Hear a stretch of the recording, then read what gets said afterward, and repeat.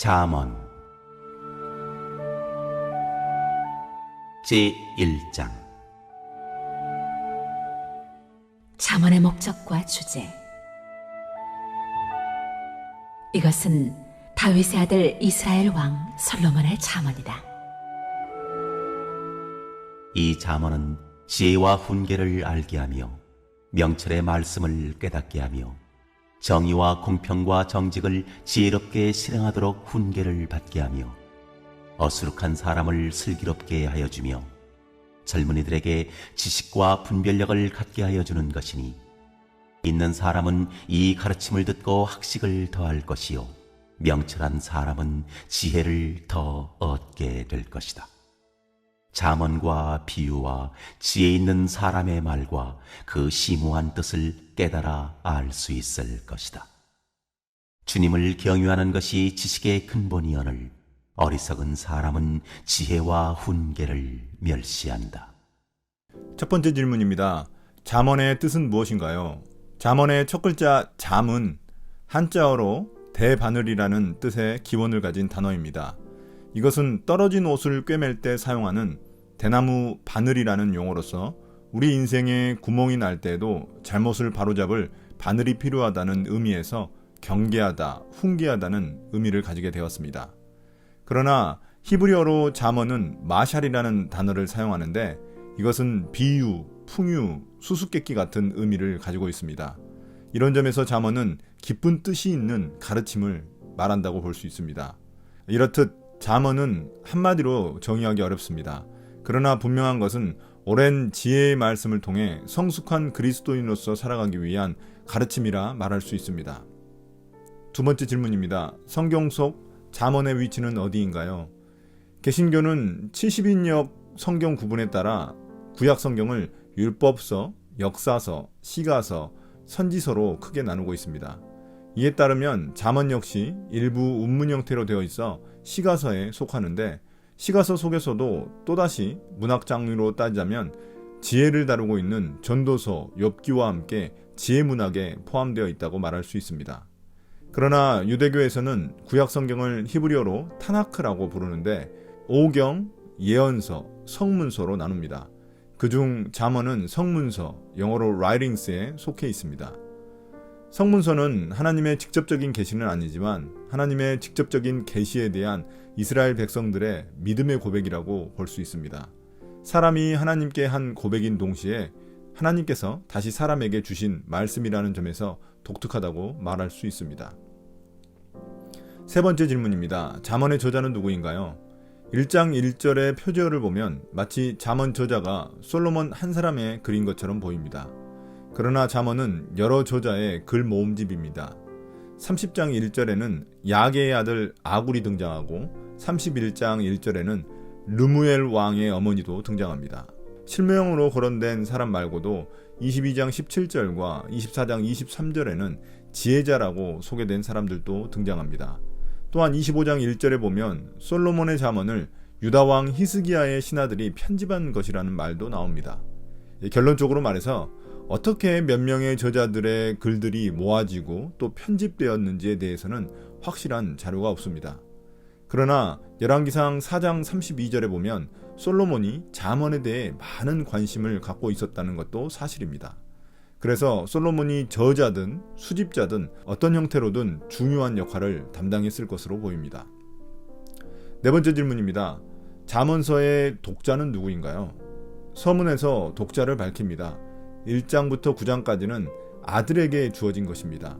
그러나 좀 더 구체적으로 보자면 1장 4절에서는 어리숙한 사람과 젊은이가 그 대상입니다. 여기서 어리숙한 사람이란 미련한 사람이 아니라 미숙한 사람을 의미합니다. 또한 1장 5절에서 지혜 있는 사람과 명철한 사람도 학식과 지혜를 더할 수 있다는 점에서 잠언의 대상이라고 말하고 있습니다. 한마디로 말해서 잠언은 모든 사람을 대상으로 합니다. 그러나 한 가지 예외인 사람이 있는데, 그가 바로 1장 7절에 등장하는 어리석은 사람입니다. 그는 지혜와 훈계를 멸시하는 사람이기 때문입니다. 다섯 번째 질문입니다. 잠언의 목적은 무엇인가요? 잠언의 목적은 2절에 나온 동사에 나온 것처럼 암과 깨달음입니다. 여기서 지혜와 짝을 이루는 단어는 훈계와 명철의 말씀입니다. 이 단어들은 지혜를 좀 더 자세히 설명해 줍니다. 훈계란 타일러 잘못이 없도록 주의를 주는 훈육, 교육을 의미합니다. 이러한 훈계는 단련하다는 뜻에서 파생되었다는 점에서 지혜를 얻을 때는 지속적인 삶의 훈련이 필요하다는 것을 알 수 있습니다. 명철이란 사물을 꿰뚫는 통찰력을 말하는데 아는 것과 깨달은 것이 결합된 말입니다. 알다라는 뜻의 히브리어 야다는 인식론적 지식을 넘어서 개인적, 경험적 지식을 포함한 말입니다. 그러므로 잠언은 삶의 기술과 삶의 훈련을 통해 분별력을 갖춰 스스로 깨닫게 하는 것을 목표로 하고 있습니다. 또한 잠언의 목적은 3절에서 사회 공동체의 덕목들을 실천하는 일로 확장됩니다. 지혜는 사회 속에서 우리가 정의롭고 공평하며 정직한 삶을 살도록 도와줍니다. 지혜는 개인적 삶을 넘어 사회 속에서 도덕적이고 정의로운 삶과 분리되지 않습니다. 4절에서 잠언은 어리숙한 사람과 젊은이에게 어떤 유익을 주는지 알려줍니다. 여기서 어리숙한 사람이란 젊은이와 동의어인데 보통 젊은이들은 삶의 경험이 짧고 부족해 미성숙한 사람이라고 말할 수 있습니다. 그래서 배움을 받으면 지혜를 얻을 가능성을 가진 자들입니다. 지혜는 이들에게 슬기와 지식, 분별력을 갖추게 해줍니다. 슬기란 영민함, 노련함을 뜻하고 지식이란 배움과 실천을 통해 명확하게 알게 된 깨달음을 말합니다. 분별력이란 신중함과 사려 깊음을 의미합니다. 이제 5절에서는 지혜자와 명철한 자가 얻을 수 있는 유익도 소개합니다. 잠언은 앞서 말한 초보자들 뿐만 아니라 오랜 세월 삶의 경험과 지혜를 가진 성숙한 자에게도 유익합니다. 지혜자는 잠언을 통해 자신의 배움과 가르침을 확장하는 데 필요한 지식을 얻을 수 있습니다. 명철한 자는 지혜를 더 얻게 되는데 여기서 지혜란 방향을 잡는 기술, 즉 어린아이의 서툰 솜씨가 아니라 복잡하고 정교한 기술을 의미합니다. 쉽게 말해서 잠언은 성숙한 자들을 달인의 위치에 올려놓을 수 있는 기술을 얻게 한다는 것입니다. 이제 6절에서 잠언서가 주는 유익을 정리합니다. 잠언과 비유 그리고 지혜자의 말과 심오한 뜻을 깨닫게 해줍니다. 이런 것들을 깨닫는다는 것은 단순히 암기하거나 이해하는 것을 넘어서 다양한 삶의 정황 속에서 길을 잃지 않고 찾을 수 있는 능력을 우리에게 제공해 준다는 것입니다. 여기서 잠언과 비유가 동시에 등장하는 것은 잠언의 가르침이 다양한 자연현상과 삶의 모습으로 비유되기 때문입니다. 지혜자의 말과 함께 심오한 뜻이 동시에 등장하는 것은 지혜자의 말, 즉 잠언이 마치 수수께끼처럼 삶의 어려운 문제들을 풀 수 있는 능력을 주기 때문입니다. 6번째 질문입니다. 잠언의 핵심 가치는 무엇인가요? 7절은 잠언 전체의 주제이기도 합니다.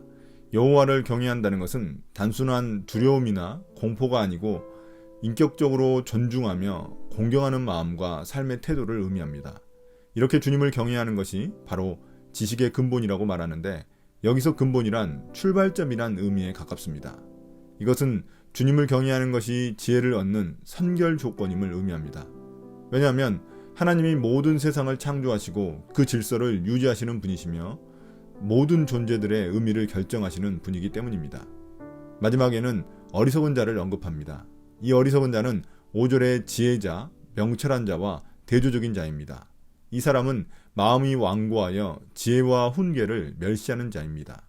잠언 저자는 대조적인 두 가지 길을 소개하며 우리에게 양자택일을 요구합니다. 오늘의 묵상 포인트입니다.